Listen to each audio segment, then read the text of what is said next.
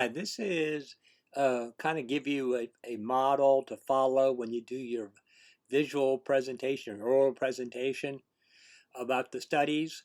I chose 1-1 because it's the first study and nobody else wanted it. So I'm going to go ahead and try to include all the kind of steps. For instance, it says give a title and author of the study. The title is One Brain or Two. It was is actually the split brain in man. It was by Gonzaga. So, and then what area is psychobiology or neuroscience? What was the study about? Basically, it was based on the work of Perry. Um, and Sperry, I mean, he did a lot of studies on cats and the right and left brain of cats. And then uh, Gonzaga went ahead and followed that and did that in humans. And what he did was he found um, they had just discovered that people with severe epilepsy, very severe epilepsy, the only thing they could do as a final resort was cut the course of calcium that lets the right and left brain talk to each other. And they did 10 operations, and Gonzaga got 4 people to volunteer, and he developed 3 tests to measure, um, you know, what the brain function, like a visual test, a tactile test, and an auditory test. And what he discovered was that, you know, different parts of the brain uh, did certain functions. So, for instance, um, if you blocked off the uh, left side of the brain, then language was really weakened or debilitated. So, um, the studies was, trying to figure out what how the brain would process without the course of calcium letting the brain talk to each other. Um, my opinion of the study is beginning. It's a fabulous study. I mean, it really opened up the field of neuroscience. I mean, if you look at any of the studies about left side of the brain, right side of the brain, this study is always mentioned because it was the first. Um, the historical significance is at one time we believed that the right and left hemisphere were two separate brains, and that in case one wasn't working, the other one would take over. They were identical. Obviously, we know that's not true anymore.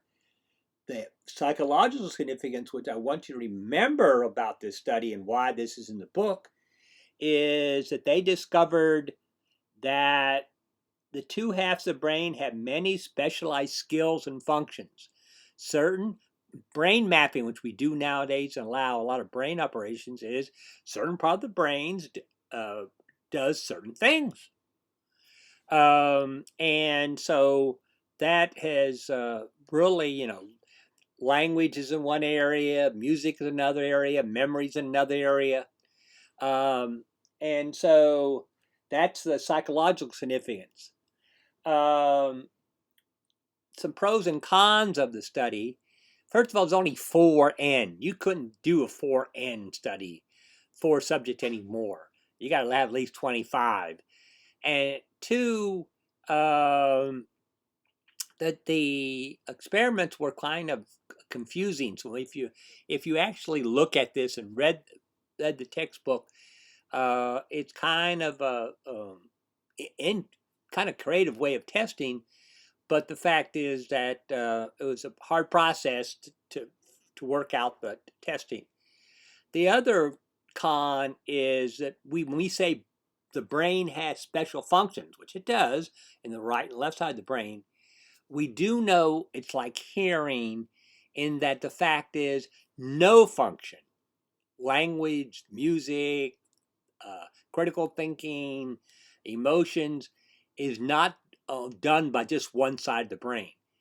Basically, no activity uses one side. The brain has to communicate. That's why the corsum callosum is so important. And that is why they say females are better at communication, because their corsum callosum is much thicker and much larger, allows the brain to talk to each other more. And then why has value? If you're in psychology, we know the brain controls behavior. So if certain parts of the brain are injured, destroyed, cancer, what if strokes, that's going to affect certain behaviors. And because now we know what certain parts of brains do, we can now predict, oh, this is going to happen, and this is going to be, you need to do this in the future. This study is I'm serious when you say in the modern studies, any study that has anything to do with brain functioning, this study is always quoted because it was the first. And for instance, the book mentions sometimes you can't use the book because it doesn't go that deep, but there was 2 studies mentioned in 2012 and 2010 quoting this study. One was, the fact is that there was a study about Adolf Fink in 2010 who said that one of the problems of this study was it leads people to think there's a right brain, I'm right brain oriented, left brain oriented. And we know there's dominance, but we don't know there's orientation. And then Galasik did a study on new ways of testing the left and right brain. So hopefully this will be helpful.